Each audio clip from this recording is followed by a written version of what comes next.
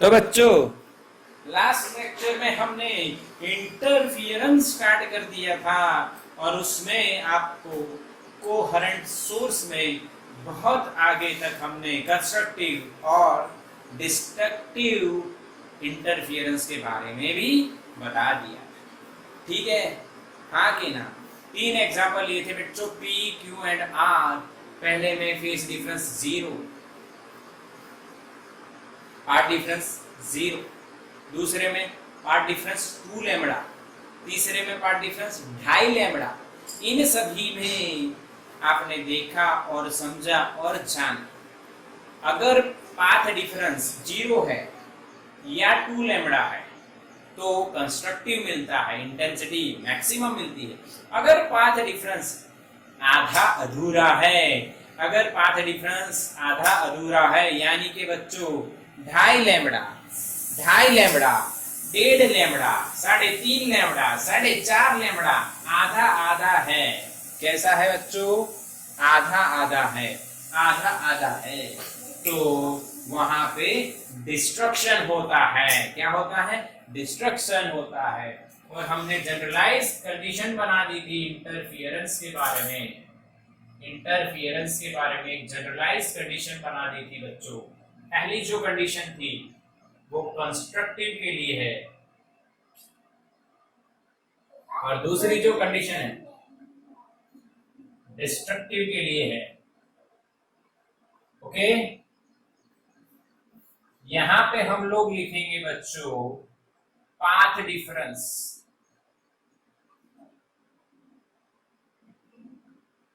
Delta x. यहां पे बच्चों हम लिखेंगे फेस डिफरेंस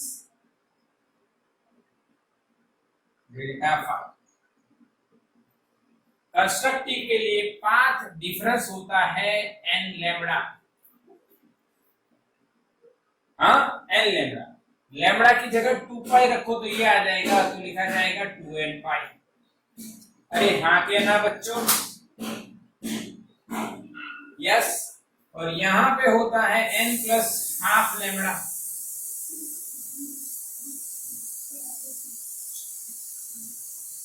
डिस्ट्रक्टिव के लिए।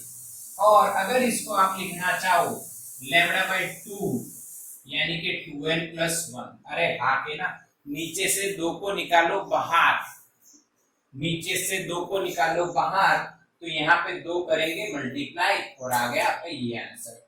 अगर फेस डिफरेंस की बात करते हो तो n प्लस हाफ ही रहेगा, लैम्बडा की जगह रखो 2 पाई। इस 2 को अंदर ले जाओ तो क्या हो जाएगा? 2n प्लस 1 पाई। अरे हाँ के ना? या इस 2 को बाहर लेके आ जाओ, इस 2 को बाहर लेके आ जाओ तो भी यही बनेगा। अरे बिल्कुल पक्का बच्चों? अरे हाँ के ना? ये स्क्रीनशॉट ले लो फटाक से, इसको नोट कर लेना, एमसीक्यू फटाफट होंगे। और ये जो आपका n शुरू हो रहा है ये 0 से 1 से 2 से 3 से ऐसे चल रहा है। स्क्रीनशॉट ले लो बच्चों इसका, जल्दी से जल्दी से।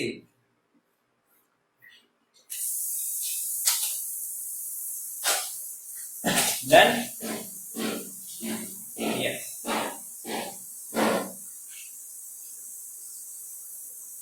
कंस्ट्रक्टिव में इंटेंसिटी मैक्सिमम मिलती है, डिस्ट्रक्टिव में इंटेंसिटी मिनिमम मिलती है। और ये सारी बातें हम करेंगे जेई नीट के लेक्चर में, जब हमने देखना स्टार्ट किया था कल, बट कल थोड़ा इंटरनेट इश्यू था। आज शाम को मिलेंगे बच्चों, आज शाम को मिलेंगे फिर से और जरूर से करेंगे पूरा concept clear. According to NCERT हम आगे बढ़ रहे हैं, अकॉर्डिंग टू एनसीईआरटी हम आगे बढ़ रहे हैं। और आज हम लोग केस 1 2, पहले केस 1 में क्या देखा था? यहां पे हम कौन सा चल रहे थे? कोहेरेंट। ठीक है, सोर्स की बात कर रहे थे,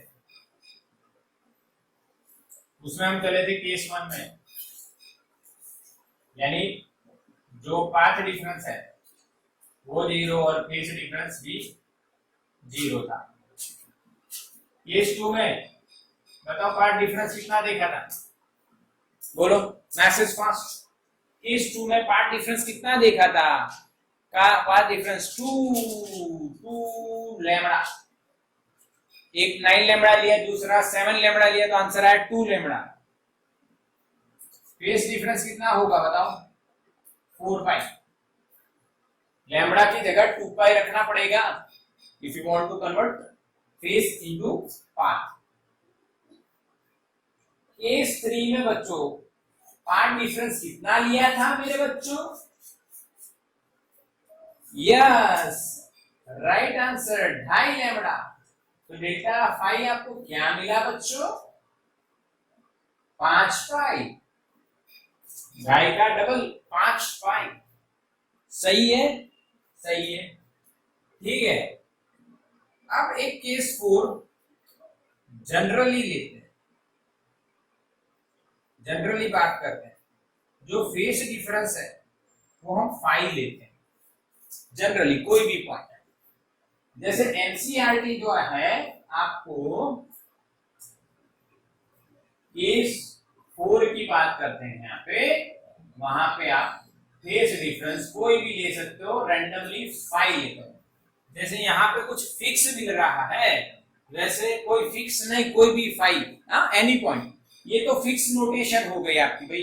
देखो यहाँ पे 1 lambda, 2 lambda, 3 lambda, 4 lambda, 5 lambda ऐसा होना चाहिए। यहाँ पे 0.5, 1.5, 2.5, 3.5, 4.5 ऐसा होना चाहिए, ये फिक्स हो गया। इनके बीच में इसके अलावा कहीं पे मिले तो क्या होगा? तो क्या होगा? क्लियर के नहीं बच्चों? क्लियर के नहीं? हाँ के ना? मेरी बात समझ रहे हो? यस। तो एनसीईआरटी हमें एक डायग्राम देखी, वो मैं ड्रॉ कर रहा हूं यहाँ पे, इस तरह से कुछ आपको बना के दे। यहाँ पे n बराबर 0 लिखा जाता है, n बराबर 1 लिखा जाता है, यहाँ पे n बराबर 2। ये क्या है? ये डायग्राम ऐसा देखो टेक्स्ट बुक में आपको दिखेगा, दिख रहा के नहीं? बोलो हाँ के ना बच्चों? दिख रहा है ऐसा? हाँ, यहाँ पे एक एक्सिस कर दिया है ऐसे। तो ये बच्चों इंटरफियरेंस पैटर्न है। टेक्स्ट बुक निकालो सब लोग, ये बच्चों इंटरफियरेंस पैटर्न है। टेक्स्ट बुक निकालो, दिखेगा आपको। n = 1 2 3 ऊपर और इस तरह से जाता जाएगा। ये यहाँ पे n -1, ये -2 -3 जाता जाएगा, ऐसे पैटर्न मिल रही है। यानी हमारा जो डेल्टा x था कंस्ट्रक्टिव के लिए और डिस्ट्रक्टिव के लिए, जो हमारे यहाँ पे n लैम्बडा था, यानी अगर मैंने n की वैल्यू 1 रखी या 2 रखी, तो यहाँ पे 2 है n की वैल्यू केस 2 के लिए, तो यहाँ पे कहीं पे हमें q पॉइंट मिलेगा जिसमें हमने n की वैल्यू कितनी रखी बच्चों? 2 रखी। अरे मेरी बात समझ रहे हो कि नहीं? हाँ, समझ रहे हो कि नहीं? n की वैल्यू 2 तो 2 लैम्बडा, n की वैल्यू 3 तो 3 लैम्बडा, n की वैल्यू 4 तो 4 लैम्बडा, ऐसे फिक्स मिलता है।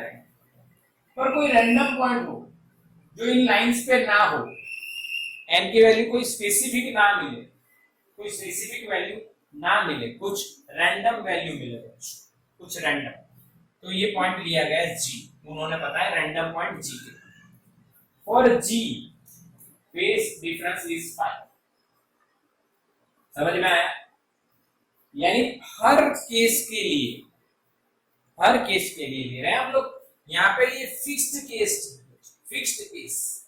ओके, तो अब y1 जो आएगा वो बनेगा a cos ओमेगा t, और y2 जो बनेगा वो बनेगा a cos omega t plus 5 और -5। दोनों आप ले सकते हो, मेरी बात समझ रहे हो? आप दोनों पसंद कर सकते हो, +5 और -5, ठीक है। आफ्टर सुपरपोजिशन और interference resulting displacement, you all know what is the equation? Y is equals to y1 plus y2। बच्चों वही कहानी जो पहले देखी थी, वही कहानी अब मैं आपको सुना रहा हूं। y के बराबर आप a को बाहर निकालोगे, cos ओमेगा t प्लस 5 आप पहले रखिए या बाद में रखिए, कोई फर्क नहीं पड़ेगा। cos omega T plus cos omega T plus, क्या बच्चों ये c प्लस सी दिख रहा है? क्या बच्चों ये c प्लस सी दिख रहा है आपको? हाँ के ना? क्या मैं सही बोल रहा हूं? यस। तो बच्चों आपको पता होना चाहिए c प्लस सी क्या होता है। बोलो, आप बताओ मुझे c प्लस सी क्या होता है? 2cc? यस और नो? यस और नो? यहाँ पे एंगल ए है, यहाँ पे एंगल ए है, बी है, तो यहाँ पे angle A plus B by 2 होगा, यहाँ पे angle A minus B by 2 होगा। अरे हाँ के ना बच्चों? मैथ्स वाले सोच रहे होंगे सर ए बी कहाँ से आया? मैथ्स वाले के लिए तो अल्फा बीटा होता था। हाँ, अल्फा बीटा तो ए की जगह अल्फा, बी की जगह बीटा। बोलो सही है? ये लॉजिक सही है?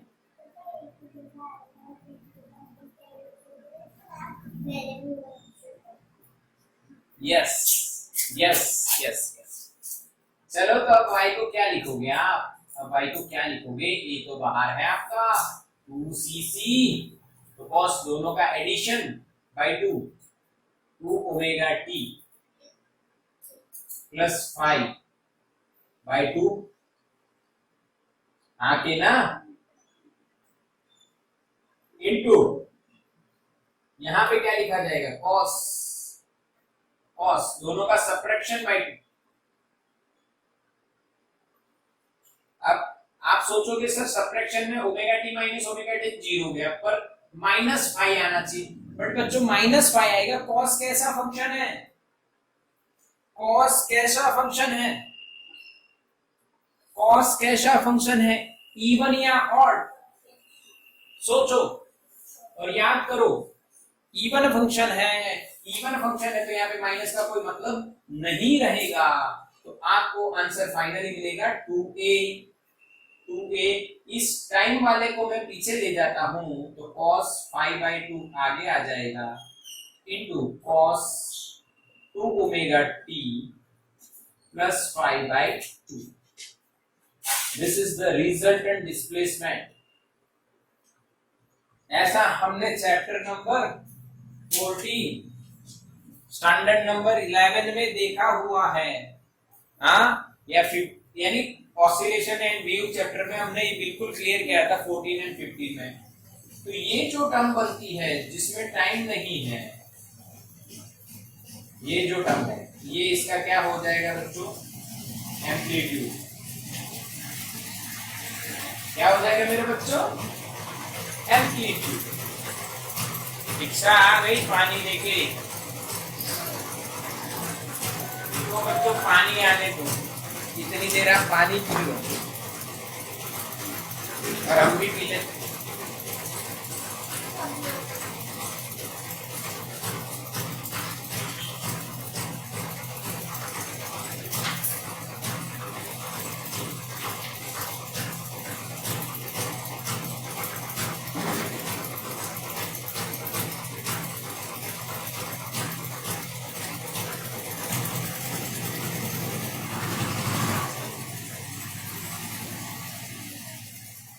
तो इस वेव का रिजल्टिंग वेव का एम्पलीट्यूड क्या होगा बच्चों?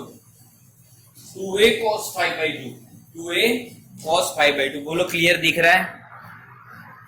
यस, बिल्कुल क्लियर, बिल्कुल क्लियर समझ में आ गया, बिल्कुल क्लियर समझ में आ गया। तो ये तो आपको पता ही है, स्क्रीनशॉट ले सकते हो आप, यहाँ पे हटा के उसको आगे मैं बढ़ा रहा हूं। Okay, yes.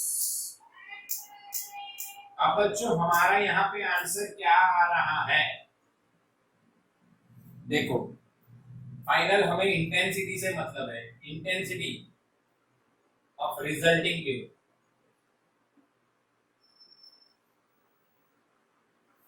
तो भाई रिजल्टिंग जो वेव होगी, दो इंसिडेंट रिजल्टिंग, और we can say intensity of result, और we can say resulting intensity.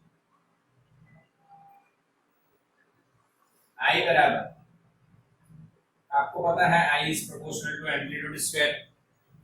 यानी 4a² cos square i/2।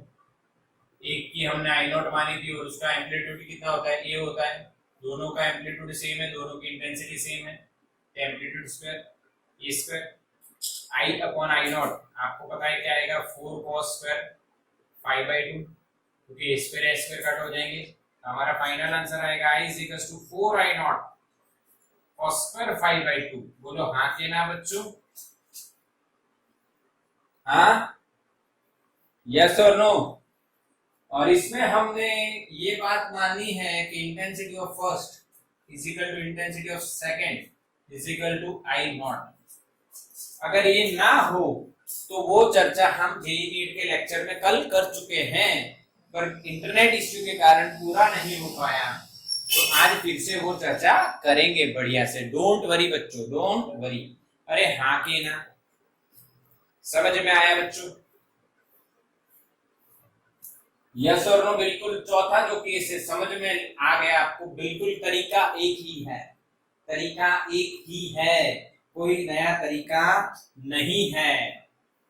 Okay, इससे भी आप कंडीशन कंस्ट्रक्टिव की और डिस्ट्रक्टिव की बता सकते हो। देखो फाई की वैल्यू आप n 2n पाई के फॉर्म में रखो, 2n पाई के फॉर्म, n की वैल्यू 1 रखो तो 2 पाई, फाई की वैल्यू 2 पाई, 2 2 कट तो क्या है पाई cos पाई माइनस 1 उसका स्क्वायर प्लस 1 यानी इंटेंसिटी 4 i नॉट मैक्सिमम, तो उसको बोला गया constructive. When phase difference is 2n पाई, हाँ के ना?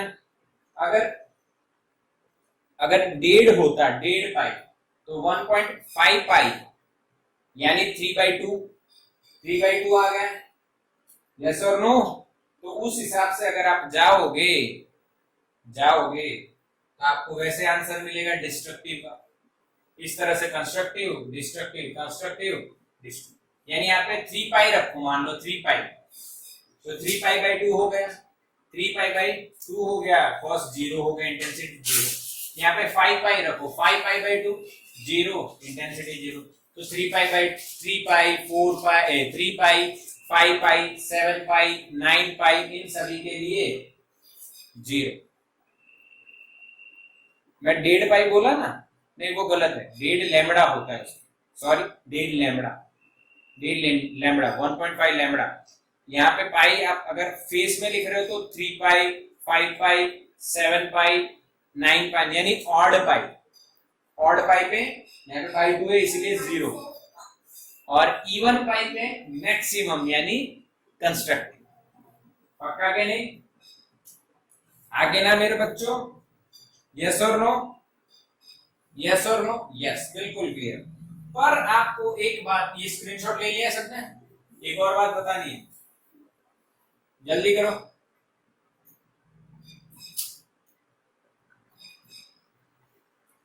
डन?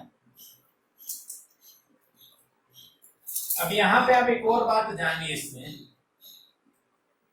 आप खुद ही महसूस करोगे। देखो अगर हम फाई की वैल्यू बच्चों 0 रखें या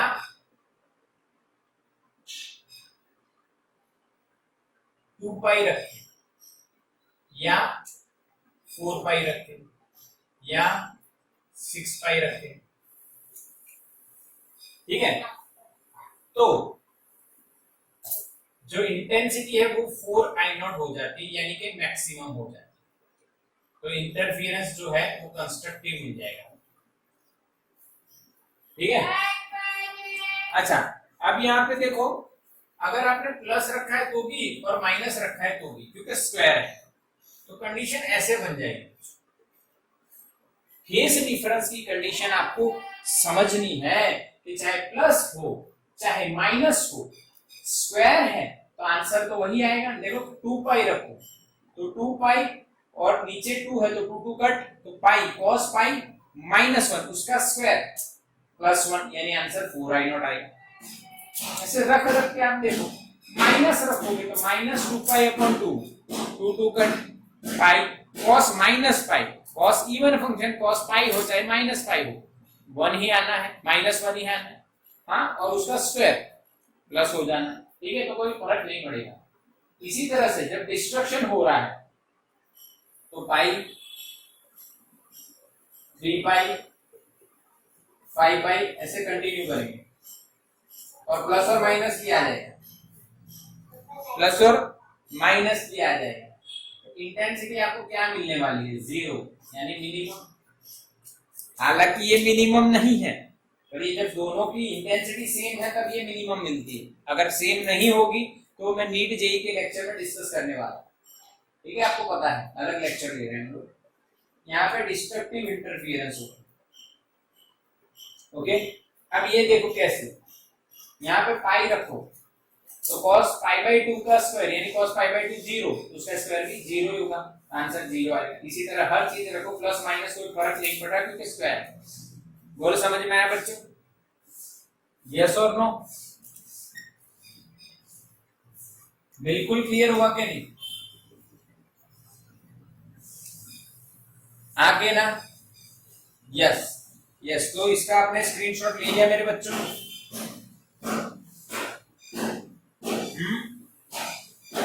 यस, बिल्कुल सही।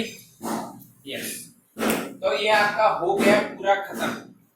कोहेरेंट सोर्स का सारे केसेस आपने देख लिए, कोहेरेंट सोर्सेस के सारे केसेस आपने देख लिए। अब हम बात कर लेते हैं इनकोहेरेंट की।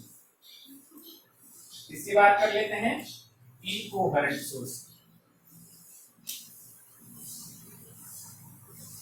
इनकोहेरेंट सोर्स में क्या होगा? जो कोहेरेंट में हो रहा है क्या वैसा ही होगा या कुछ अलग होगा?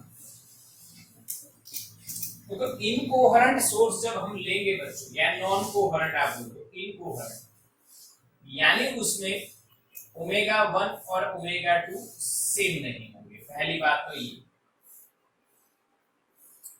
और दूसरी बात जो है, इनिशियल फेज डिफरेंस वो कांस्टेंट नहीं है, यानी टाइम के साथ चेंज हो जाएगा। अगर ये टाइम के साथ चेंज हो रहा है तो रिजल्टिंग इंटेंसिटी चेंज होगी।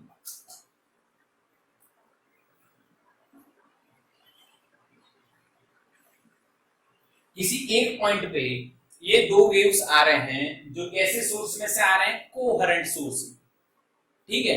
अगर ये कोहेरेंट सोर्स में से आ रहे हैं तो उनका जो इनिशियल फेज है वो टाइम के साथ चेंज होगा। अगर फेज टाइम के साथ चेंज हो रहा है तो इंटेंसिटी भी टाइम के साथ चेंज होती रहेगी।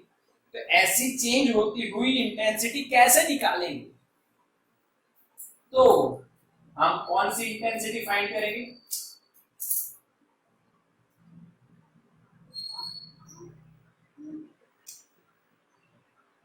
एवरेज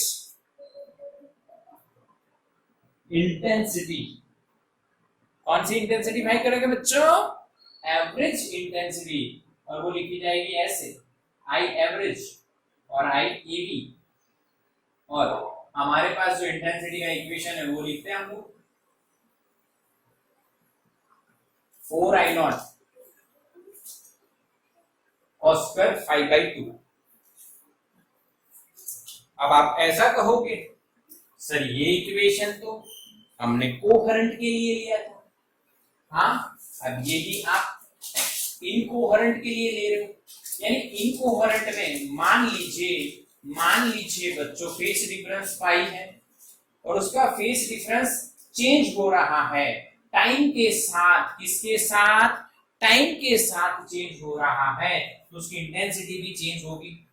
यानी इसमें चेंज ऐसा आएगा, यहाँ पे फाई ऑफ टी लिखा जाना चाहिए। क्या लिखाना चाहिए? यहाँ पे फाई ऑफ टी, उसमें फाई है, इसमें फाई ऑफ टी होगा, फेज टाइम के साथ चेंज होगा। पर एनसीईआरटी में ऐसा नहीं बताया गया है, मेरे हिसाब से चेक करो तो बताया गया है तो कि नहीं बताया गया है, नहीं बताया गया, नहीं बताया, ठीक है। हाँ, समझ लेना, phi changes with time, or you can say it is a function of time, इसीलिए मैंने यहाँ पे 5 ऑफ टी लिखा। अब ये एवरेज चैप्टर नंबर 7 में बिल्कुल बढ़िया सीखे हुए हैं। 4 I naught is constant, cos square 5/2। बताइए इसका एक पीरियड पे एवरेज कितना आएगा, मैसेज करो इसका आंसर।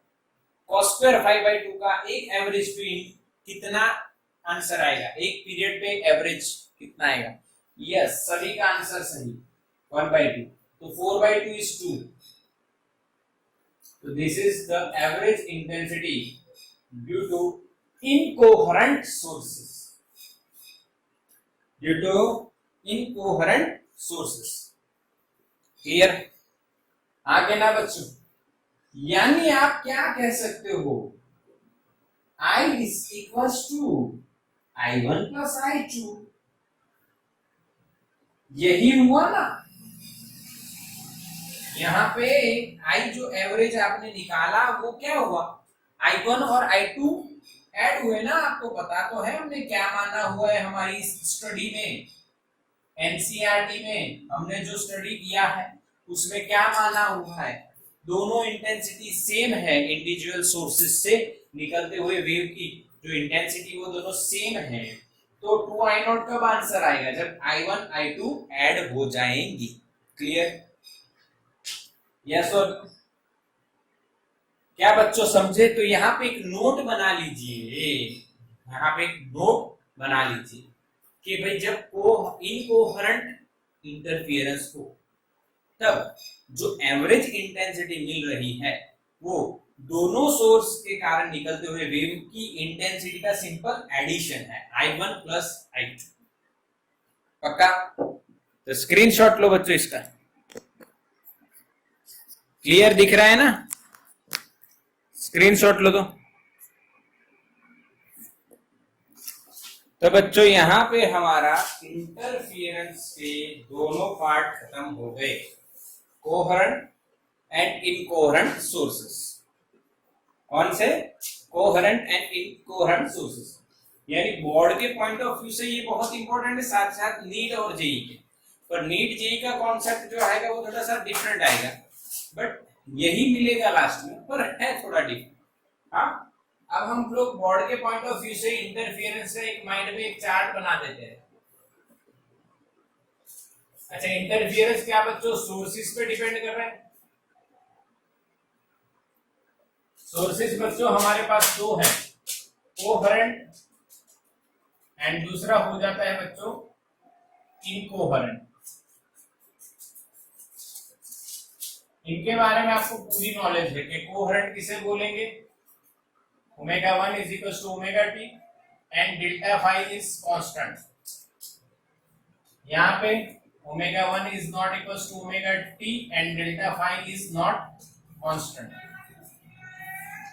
ये नॉलेज आपको पहले से है। ये प्रूव करने के लिए हमने कितने केस पढ़े, 4 केस पढ़े। हाँ के ना बच्चों? कितने केस पढ़े? 4 केस। इसमें डेल्टा एक्स क्या माना, 0। डेल्टा फाई क्या माना, 0। इसमें डेल्टा एक्स क्या माना, ये मैंने P पॉइंट लिया, ये मैंने Q लिया, ये R और ये G। इसमें डेल्टा एक्स हमने माना 2 लैम्डा। तो डेल्टा फाई क्या हो गया, 4 पाई।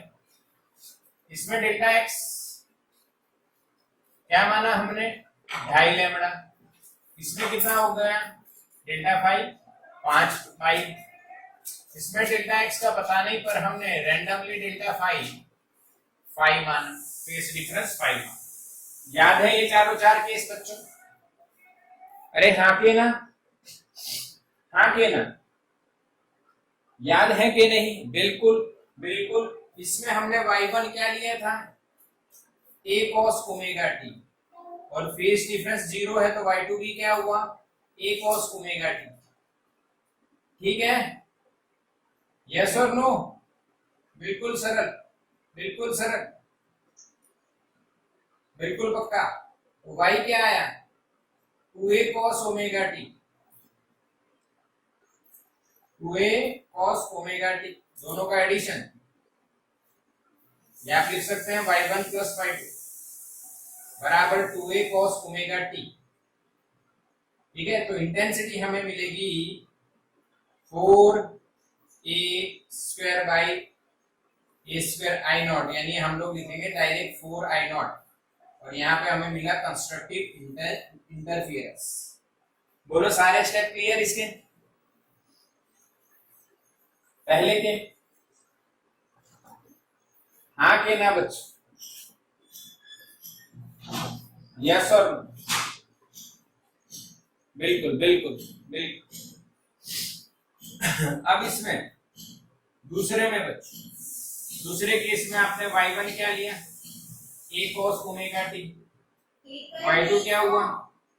a cos omega T minus 4 पाई या प्लस 4 पाई। सोचो हमने क्या लिया था, याद कर लो, आपको याद होना चाहिए बच्चों। सेकंड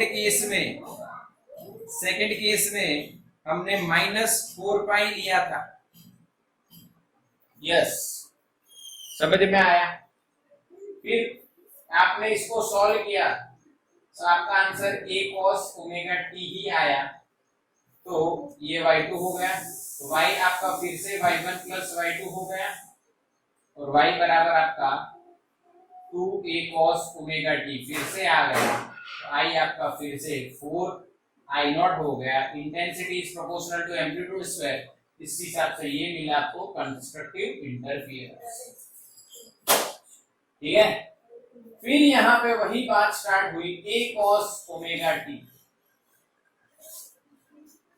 यहाँ पे y2 हो गया a cos omega T minus की जगह प्लस 5। अब यानी हमने ऐसा कहा कि अब फेस थोड़ा सा आगे है, प्लस में है। ठीक है, दूसरे वाले का पहले पीछे था, अब आगे है, तो यहाँ पे जब आपने निकाला तो ये आया minus a cos omega T, 5 pi plus omega T, solve करोगे ये आएगा माइनस, आपका y बराबर y1 प्लस y2 हुआ, और y आपका 0 आंसर आया। और यहाँ पे आपको इंटेंसिटी भी क्या मिली? 0, तो मिनिमम इंटेंसिटी हो गई यहाँ पे, तो यहाँ पे डिस्ट्रक्टिव इंटरफियरेंस हुआ। बच्चों स्टेप क्लियर हो रहे हैं कि नहीं? यस और नो? और जो चौथा पॉइंट हमने लिया जी, उसमें हमने डेल्टा फाई माना फाई, तो y1 क्या हुआ? a cos ओमेगा टी बच्चों, तो y2 क्या माना? a cos omega T plus 5, random difference. और यहाँ पे फिर हमने y बराबर y1 प्लस y2 निकाला, और जो y हमारा आया यहाँ पे आया 2a cos 5/2 cos 2 omega T plus 5/2, आगे ना। और यहाँ पे जो इंटेंसिटी आई वो बच्चों एवरेज आई, और वो आई 2 आई नॉट। ठीक है, इंटेंसिटी आपकी कितनी आई बच्चों? 2 आई नॉट। बोलो क्लियर पूरा? हाँ के ना? यस और नो? तो नो बोलो बच्चों, क्या यस? नो बोलो, ये तो मैंने इसका केस लिख दिया। यहाँ पे आएगी intensity 4 I not cos square 5/2। अरे हाँ के ना मेरे बच्चों? हाँ के ना? मैंने इसका केस लिख दिया गलती से। हाँ, अब देखो ये तीनों इंटेंसिटी को मिला के ये इक्वेशन नॉर्मल बनता है, ये फाइनल नॉर्मल इक्वेशन है। अब इसमें आप चाहे ये केस लिख दो, चाहे ये केस लिख दो, चाहे ये केस लिख दो, ये आंसर मिल जाएगा। देखो पहले ये लेते हैं 5 पाई, तो 5 पाई/2, तो cos 5 पाई/2 0 होता है, ये आपको पता होना चाहिए। कैसे? तो 0, ये पाई/2, ये पाई, ये 3 पाई/2, फिर यहाँ पे आएगा आपका 5 पाई/2, यहाँ पे आएगा 7 पाई/2, यहाँ पे आएगा 9 पाई/2, यहाँ पे 11 पाई/2। तो इन सभी पे cos क्या होगा? 0, तो 0 आंसर आएगा, तो ये मिल गया। आपने रखा 4 पाई, तो 4 यहाँ पे 2 पाई, यहाँ पे 4 पाई, तो आपने रखा 4 पाई, तो 4 पाई अपॉन 2 क्या हो गया? 2 पाई, cos 2 पाई 1, तो इंटेंसिटी बिकम्स 4 आई नॉट, आ गया आंसर। आपने रखा फाई की वैल्यू 0, तो cos 0 1, cos 0 1, तो अगेन आपका आंसर आ गया 4i0। यानी ये जो चौथा केस है, जनरल केस है, इस केस का जो आंसर है वो इन सभी के लिए वैलिड है। हाँ के ना? समझ में आया बच्चों? Yes yes. यहाँ पे आपको क्या समझाना है, यहाँ पे ये सब डिराइव नहीं करना है, आपको ऐसा कहना है कि भाई जो फेस डिफरेंस है वो चेंज हो रहा है, चेंजेस विद टाइम, तो इसी के कारण जो इंटेंसिटी है वो भी चेंजेस विद टाइम, कांस्टेंट नहीं रहती है। तो हम यहाँ पे एवरेज इंटेंसिटी निकालते हैं और वो आपका आंसर क्या आया? 2i0। इसका एवरेज 1/2 और 4/2 2 हो जाएगा 2i। बोलो हाँ के ना? पूरा कंसेप्ट हमने क्लियर कर दिया, हमें कोई इसमें डाउट नहीं रहना चाहिए, नहीं रहना चाहिए, बिल्कुल क्लियर।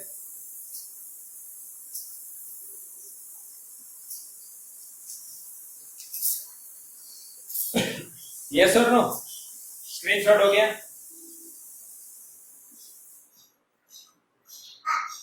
स्क्रीनशॉट हो गया? यस। यानी कैसा लगा, मजा आई कि नहीं है? पैटर्न पूरी पूरी इतनी डिफिकल्ट थियरी है, उसको इतने से मैंने लेके आपको बता दिया। और देखो अपना लॉजिक देखो कॉमन चल रहा है सब जगह से, हॉरिजॉन्टली सेम लॉजिक दिया है, तो जल्दी से याद रह जाए। ठीक है? अच्छा, अब बताइए हमारे घर में 2 लाइट अगर चल रही है, अभी मैं ऑन कर रहा हूं, पहले ये मैंने किया बल्ब, आपको पता चल रहा है इस साइड से लाइट आ रही है, यहाँ पे दिख रहा है, देखो ये मैंने बल्ब चालू किया। अब मैं ऑन कर रहा हूँ ट्यूबलाइट, यहाँ पे मैंने ट्यूबलाइट ऑन की, ये कैसे पता चलेगा? यहाँ पे इंटेंसिटी दिखेगी, देखो दिख रही है ना ये वाली, ये वाली। तो मैंने ट्यूबलाइट भी ऑन की और बल्ब भी ऑन किया। अब आप ट्यूबलाइट और बल्ब को देखो विथ योर कैमरा, तो इसकी जो इंटेंसिटी है बच्चों वो वेरिएबल होती है। अभी आपको ये कैमरा नहीं दिख रहा है, मैं आपको बताता हूँ, मेरे पास एक और मोबाइल है, जो एक मोबाइल देखो, शायद इसमें आपको दिखे,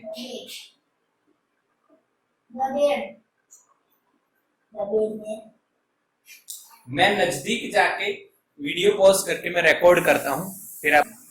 तो बच्चों मैंने एक और मोबाइल में ये वीडियो रिकॉर्ड किया है ट्यूबलाइट के नजदीक जाके। अभी मैं दोनों सोर्स को बंद कर देता हूं, आपको दिखेगा, देखो दिख रहा है ना क्लियर? यस और नो? हाँ, मोबाइल टूटा हुआ ये मत देखना, गिर गया है भाई। तो यहाँ पे हम जैसे इस वीडियो को ऑन करेंगे,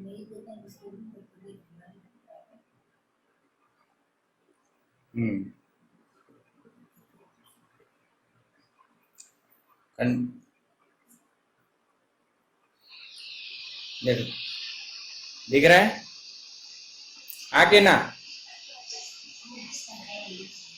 क्लियर है?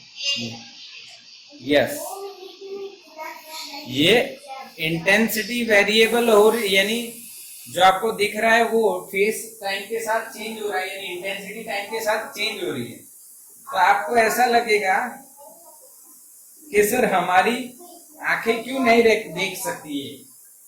तो बच्चों जो चेंज है हमारी आंखें नहीं देख सकती, जो चेंज ऑसिलेशंस हो रहे थे, ये जो चेंज हो रहे थे, वो हमारी आंखों की जो रिजोल्यूशन पावर है वो ये ऑब्जर्व नहीं कर सकती, इसलिए कैमरे का यूज किया गया और उससे आपको बढ़िया से दिखा। तो अब यानी जो ट्यूबलाइट और बल्ब लगे हैं, तो ये कौन से सोर्स हुए आप बताओ, कोहेरेंट या इनकोहेरेंट? बताइए। यस, निकिता का आंसर करेक्ट है, अमन का आंसर भी करेक्ट है, निहारिका, हार्दिक, आशिका, मीत, नुपुर, प्रीत, सभी का आंसर बच्चों सुजल, सभी का आंसर करेक्ट है। ये बच्चों इनकोहेरेंट है, जिसमें इंटेंसिटी टाइम के साथ चेंज हो रही है। तो हमें बताओ अब घर में जब हम लाइट ऑन करते हैं तो जो हमें रिजल्टेंट इंटेंसिटी मिलती है वो कौन सी होती है? एवरेज। क्या होती है बच्चों? एवरेज।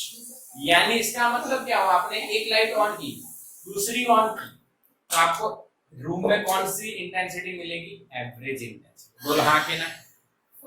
यस और नो? यस, बिल्कुल क्लियर, बिल्कुल क्लियर बच्चों, बिल्कुल क्लियर। ओके, ठीक है। तो कैसा रहा इंटरफेरेंस? बढ़िया या एकदम बढ़िया? बढ़िया है, एकदम बढ़िया, जोरदार रहा ना? जोरदार, यस, कंसेप्ट दिया। अब देखो मैं आपको एक और बात पूछता हूँ। यहाँ पे एक और बात मैं आपको बता देता हूँ। जो ये वाली जो बात है, इससे जो इंटरफियरेंस हमें मिलेगा उसको हम बोलेंगे स्टेशनरी इंटरफियरेंस। यानी आप अगर इसका ग्राफ बनाओ कोहेरेंट सोर्स का, चलो मैं बना देता हूं, आपको थोड़ी सी एक्स्ट्रा नॉलेज मिल जाएगी। अगर हम इसका ग्राफ बनाए तो आपको कैसा मिलेगा? तो एक कॉस स्क्वायर है, चलो फटाफट बना देते हैं, कोई टाइम नहीं लगेगा, आपको वैसे ही पता चल जाएगा।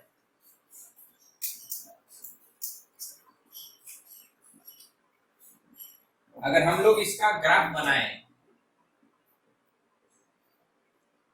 आई वर्सेस फाई का, तो यहाँ पे 0 लेते हैं, तो भाई cos यहाँ पे मैक्सिमम वैल्यू कितनी हो जाएगी? 4i0। ऐसे चलेगा, ऐसे ही इंटरफियरेंस पैटर्न चलेगी। बोलो हाँ कि ना? अब देखो यहाँ पे क्या आएगा, देखो मैंने cos की वैल्यू रखी 0, cos 0 मैक्सिमम, सही है? सही है कि नहीं? तो यहाँ पे क्या आएगा? सोचो,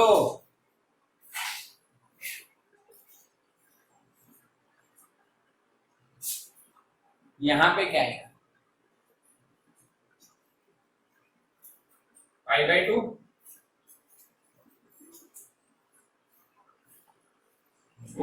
या 3π/2?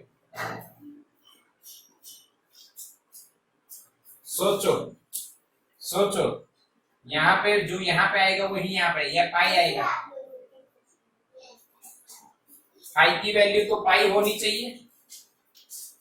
यहाँ पे क्या आएगा? 2π, यहाँ पे -π, यहाँ पे 2π और माइनस पाई 2π, और यहाँ पे क्या आएगा? यहाँ पे मैक्सिमम मिला तो यहाँ पे क्या आएगा? अगर आपने पाई वैल्यू रखी यहाँ पे, सोचो, सुनो, समझो, यहाँ पे पाई रखी तो π/2 हो गया, तो यहाँ पे आप बच्चों 2π रखोगे, यहाँ पे 3π होगा, यहाँ पे बच्चों 2π होगा और यहाँ पे 3π होगा। कैसे? देखो यहाँ पे इंटेंसिटी 0 है तो 3π/2 0 होगा ना? यस और नो? यहाँ पे 2π रखा तो cos 2π/2, 2 पर cos π -1 का स्क्वायर +1 यानी मैक्सिमम। सही है? अरे हाँ के ना? समझ में आया बच्चों? समझ में आया कि नहीं? समझ में आया कि नहीं? यस, बिल्कुल क्लियर, बिल्कुल क्लियर, बिल्कुल क्लियर। यहाँ पे वैल्यू रखते जाओ बस, और कुछ भी नहीं।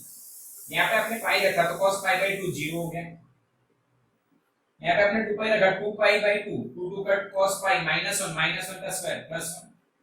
तो ये अब इसमें ये जो फाई है और कोहेरेंट, ये कांस्टेंट है, ये कांस्टेंट है बच्चों।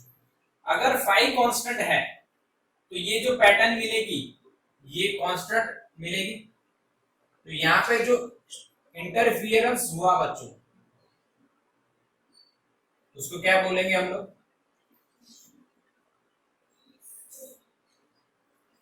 Stationery interference. I is equals to 4I0 cos square phi by 2. Yes or no?